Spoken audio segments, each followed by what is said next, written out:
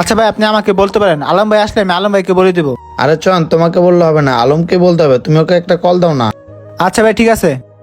আরে ওনাদের দুইবার ঘটনা আমি কিছু বুঝতে পারতেছি না, একজনের লুকায় একজন আমার সামনে। আলম আমাকে না বলে চলে গেল। কল যাচ্ছে না, এরকম একটা নাটক করি। ভাই কল তো যাচ্ছে না, ফোন তো মনে হয় বন্ধ। আরে ভাইয়া এখান থেকে যাচ্ছে না কেন? শুধু শুধু চয়নকে বিরক্ত করছে। ভাইয়া কি চয়নের কথা বিশ্বাস করে না নাকি? আচ্ছা ফোন বন্ধ। আচ্ছা তুমি একটা কাজ করো, দাঁড়াও, এই চেনটা রাখো তোমার কাছে। এই স্বর্ণের চেনটা কার ভাই? এই স্বর্ণের চেনটা তোমার ভাবির। সকালে আলমের সাথে যখন আমার ফোনে কথা হচ্ছিল। আরে সোহেল, তুই আমার টাকা দিছোস, আমি তোরে টাকা দিতে চাইছি, তুই আমার এত প্যারা দিস কেন? হ্যাঁ ভাইয়া বলো। আলমের ব্যবহারগুলো আমার কাছে খুব খারাপ লাগতেছে। হ্যাঁ আলম, কি হয়েছে রে ভাই?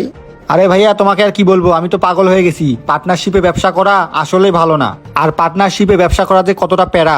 বুঝলাম না ও কার আমার নামে বিচার দিতেছে। আর ভাইয়া রাখো তো, তোমার সাথে পরে কথা হবে। কি ব্যাপার, রেখে দিল?